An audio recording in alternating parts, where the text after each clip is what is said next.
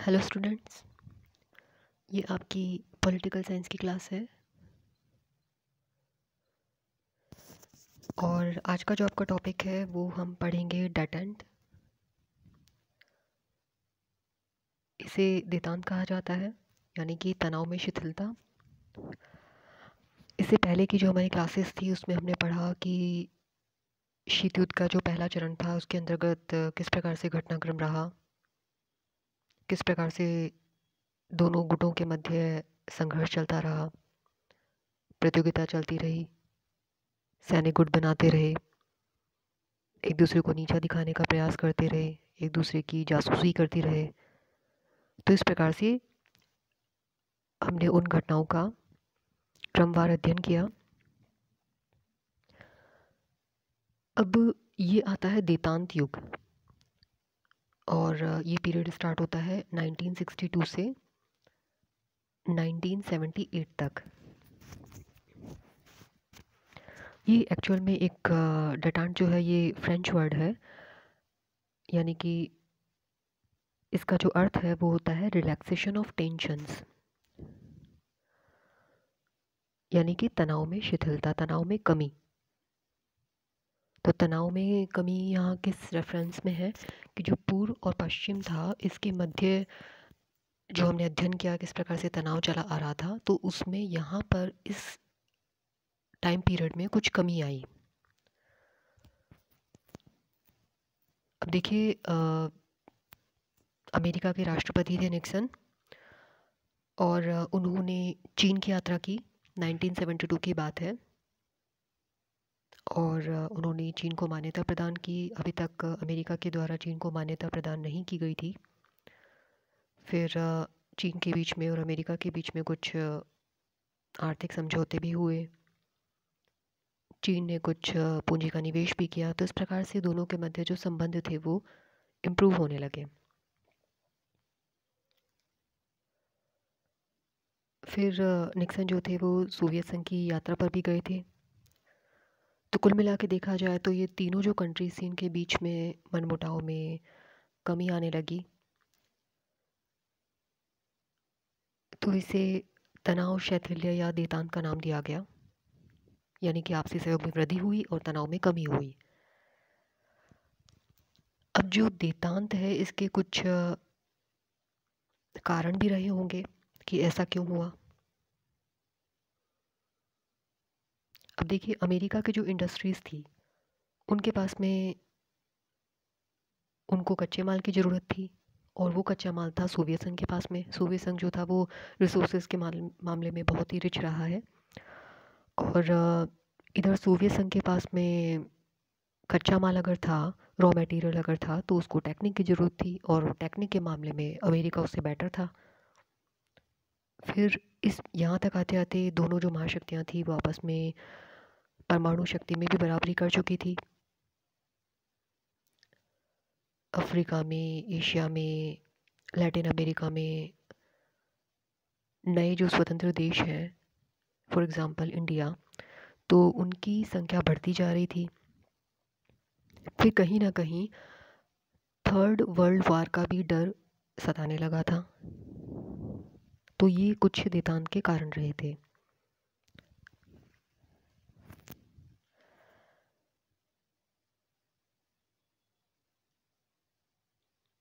अब देतांत का देखिए कि अंतर्राष्ट्रीय राजनीति पर कुछ प्रभाव भी पड़ा था इस पीरियड का, जैसे कि शस्त्रों की संख्या में कमी आने लगी। देश थे, स्पेशली जो यूरोपियन कंट्रीज़ थी, उनमें आपस में संपर्क बढ़ा, और जैसे कि मास्को और वॉशिंगटन के मध्य एक हॉटलाइन समझौता हुआ था। और इस पीरियड में थर्ड वर्ल्ड वार का जो डर था उससे थोड़ा सा रिलैक्सेशन मिला। तो ये देतांत का अंतर्राष्ट्रीय राजनीति पर प्रभाव था। अब इस पीरियड में हम देख लेते हैं कि कुछ एक घटनाएं हुई, जैसे कि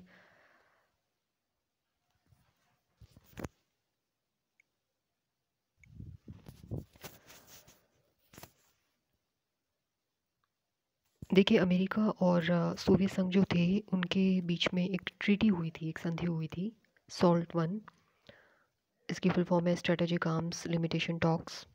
2 हुई थी, जिसमें से पहली जो थी वो 1973 में हुई थी। अब इस सॉल्ट वन में क्या डिसाइड किया गया था कि जो न्यूक्लियर मिसाइल हैं, यानी कि जो परमाणु हथियार हैं, उनकी संख्या में कमी की जाएगी इस प्रकार से। तो जब से कोल्ड वार की शुरुआत हुई थी, तब से दोनों के बीच में ये ऐसी पहली वार्ता हुई थी जो कि सक्सेसफुल मानी जा सकती है।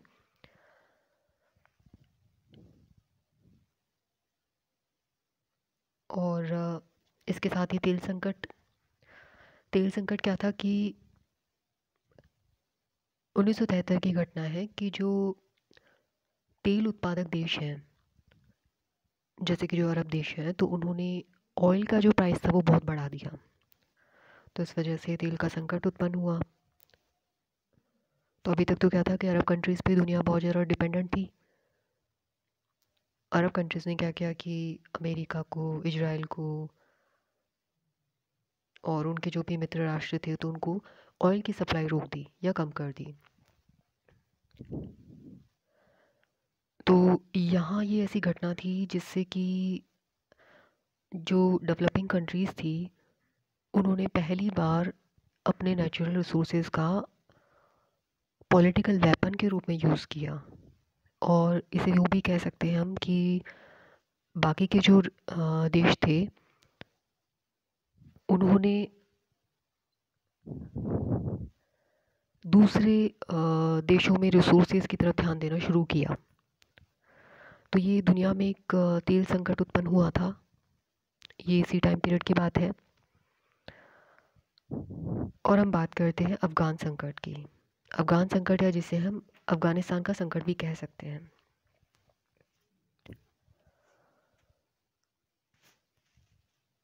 अब देखिए, 1979 की बात है, जब अफ़गानिस्तान में यूएसएसआर जो था, सोवियत संघ, उसने अपनी सेनाएं भेज दी थी।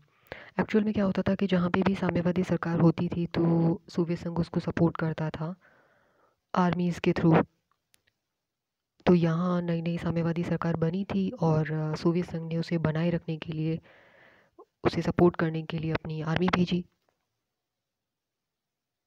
अब यही चीज़ें थी जो कि शीत युद्ध को उत्पन्न कर रही थी। तो अमेरिका इससे नाराज़ हो गया, क्योंकि लगा कि सोवियत संघ जो है वो फिर से विस्तारवाद की नीति पर आ गया है। तो अमेरिका ने अपनी अलग पॉलिसी शुरू की। उसने क्या किया कि जो विद्रोही थे, जो साम्यवादी सरकार का विरोध कर रहे थे, तो उनको उसने सपोर्ट करना शुरू कर दिया। तो इसका इन घटनाओं का क्या असर रहा कि जो देतान था वो ख़त्म हो गया, यानी कि जो तनाव में कमी आ रही थी अब तक, जो एक अच्छा टाइम पीरियड कहा जा सकता है, तो वो धीरे धीरे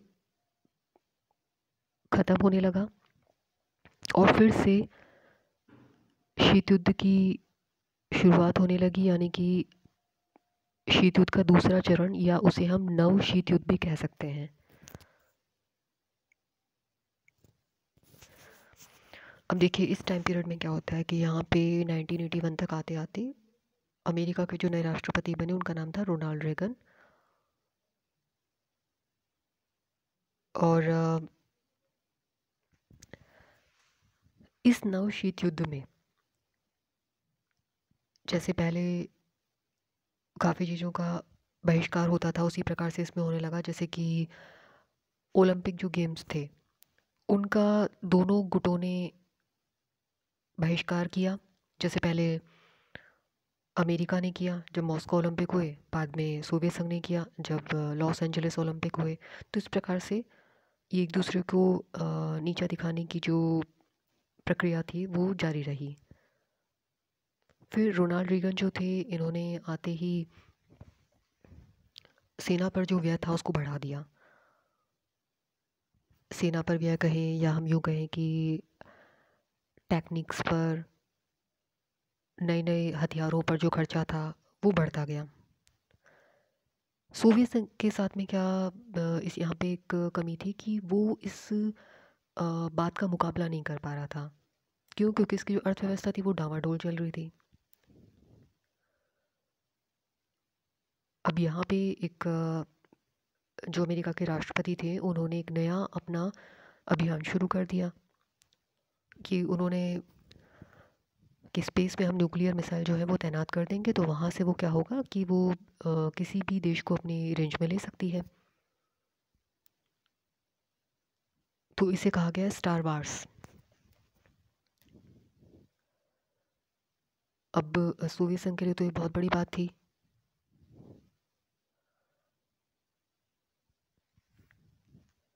तो हालांकि ये जो स्टार वार्स था, ये इसको हम कह सकते हैं कि फाइनलाइज नहीं हुआ था, लेकिन इस घटना ने भी शीत युद्ध में तीव्रता लाई। फिर 1985 में जाकर के सोवियत संघ में नए नेता बने थे मिखाइल गॉर्बाचोव।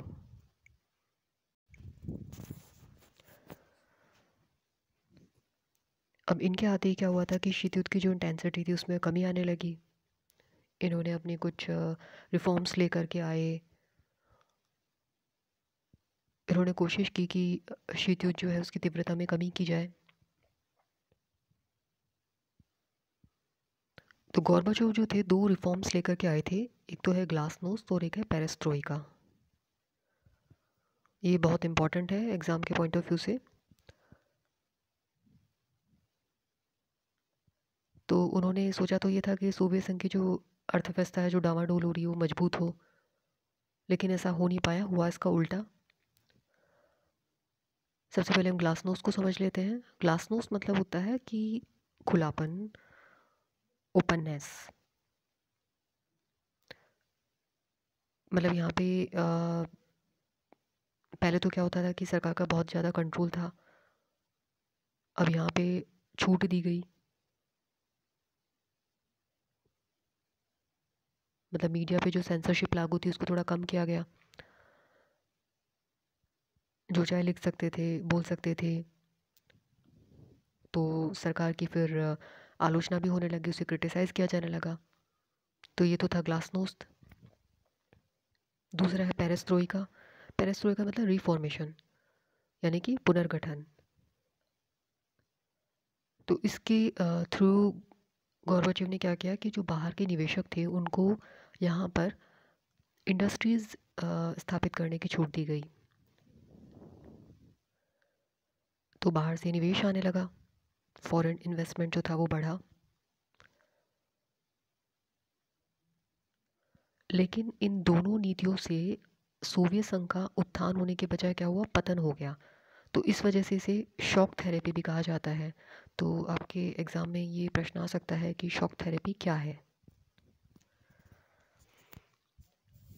तो चलिए आज के लिए इतना ही। Thank you.